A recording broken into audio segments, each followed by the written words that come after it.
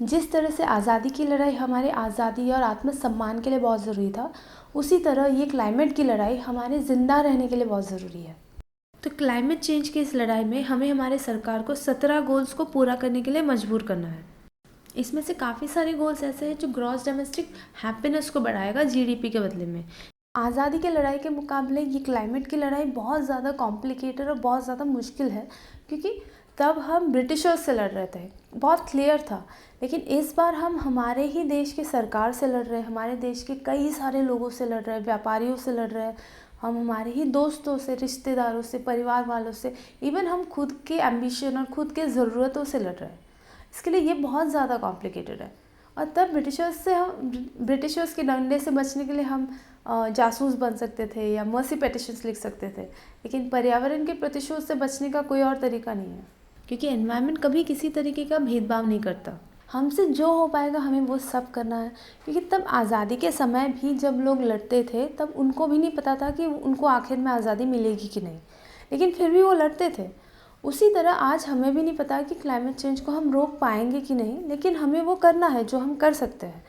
और जब आप प्लास्टिक नहीं इस्तेमाल करने की बात करते हो, या आप बीच में जाके क्लीन अप करते हो, या अगर आप किसी पेड़ को कटने से बचा रहे हो, तब जब लोग आपको पूछते हैं कि आपके अकेले के एक इंडिविजुअल एक्शन का क्लाइमेट चेंज पर कितना असर पड़ता है, तो मेरा सिर्फ एक ही सवाल रहता है कि जब आपका अगर बटुआ खो जाता है और कोई लौटाने आता है, तब क्या आप उसको पूछते हो कि अरे लौटाने क्यों आए? रख देते ना, दुनिया में तो बहुत सारे चोर हैं, आप क्यों लौटाने आए? नहीं ना, तब ये आप नहीं पूछते, क्योंकि तब आपके मन में आपके लिए वो बटुए का कीमत बहुत ज़्यादा है, तो आप ये सवाल पूछोगे ही नहीं। आप खुश हो कि बटुआ लेके आए। लेकिन जब आप एयर पोल्यूशन की बात करोगे, तब आपको एयर पोल्यूशन से हो रहे नुकसान का सीधा कैलकुलेशन आप नहीं कर पा रहे हो। तो प्लास्टिक नहीं इस्तेमाल करने का फ़ायदा आपको नहीं समझ आ रहा है, इसीलिए आप इस तरह के क्वेश्चंस करते हो। लेकिन ये सवाल जायज़ है कि इंडिविजुअल एक्शंस आखिर में कितना असर करता है, क्योंकि शायद से हम अकेले अगर छोटे छोटे स्केल में करें तो शायद से हम ग्लोबल वार्मिंग को नहीं रोक पाएंगे, क्योंकि क्लाइमेट चेंज आखिर में बड़े स्केल में एमिशंस के बढ़ने की वजह से ही शुरू हुआ था। तो बड़े स्केल में जब तक एमिशंस कम नहीं होंगे तब तक क्लाइमेट चेंज को हम रोक नहीं पाएंगे। तो आज़ादी तो एक इंसान की मेहनत और कुर्बानी से नहीं मिली, बहुत सारे लोगों की कुर्बानी है, बहुत सारे लोगों की मेहनत है उसमें। उसी तरह से क्लाइमेट चेंज की लड़ाई भी बहुत सारे लोगों की मेहनत से ही होगा। मुद्दे बहुत सारे हैं और सभी पर काम भी होना है। तो हर एक व्यक्ति अगर उनके दिल के करीब जो मुद्दा है उस पर नियमित तौर पर काम करे तो फ़र्क ज़रूर दिखेगा। अगर सिर्फ हम अकेले ये एक काम करते तब उसका इफ़ेक्ट नहीं पड़ता है, लेकिन हम जो भी कर रहे हैं, हमको और 4 लोगों को इन्फ्लुएंस करना है ये चीज़ करने से।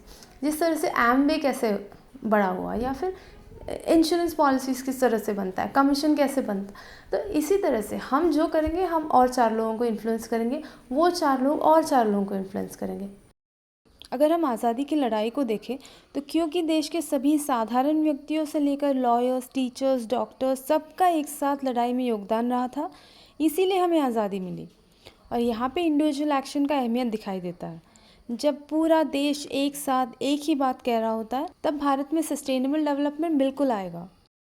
मेरे को एक बहुत ही इंटरेस्टिंग प्रोटेस्ट का याद आ रहा है, लेकिन डिटेल्स उतना याद नहीं है। तो पेट्रोल प्राइसेस बहुत बढ़ गए थे और लोगों ने क्या किया, वो अपने घरों से गाड़ियों को निकाली और वो सीधे चले गए रास्ते के बीच में। अब बीच में जाके आड़ी तिरछी टेढ़ी मेढ़ी जिस तरह से वो छोड़ पाए उस तरह से वो अपनी गाड़ियों को वहाँ पे छोड़ के आ गए वो, और सरकार को मानना ही पड़ा। तो ऐसे बहुत सारे इंटरेस्टिंग क्रिएटिव तरीके भी है प्रोटेस्ट के जिसे हम कर सकते हैं। तो हमेशा रास्ते पे उतर कर या कोर्ट में जाके पेटिशन्स फाइल करने की कोई ज़रूरत नहीं है। लेकिन एक चीज़ आप याद रखिए, जैसे ही एक देश की जनता एक चीज़ को लेके बहुत उत्तेजित हो जाती है या फिर एक चीज़ को लेके गवर्नमेंट को बहुत प्रेशराइज़ करने लग जाती है, तब गवर्नमेंट देश की जनता को डाइवर्ट करने का कोशिश करती है अलग अलग चीज़ों पर न्यूज़ दिखाकर।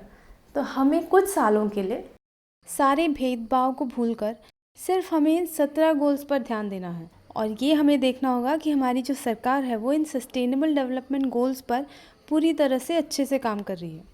आज के लिए इतना ही, अगले ट्यूसडे फिर मिलती हूँ। Bye bye.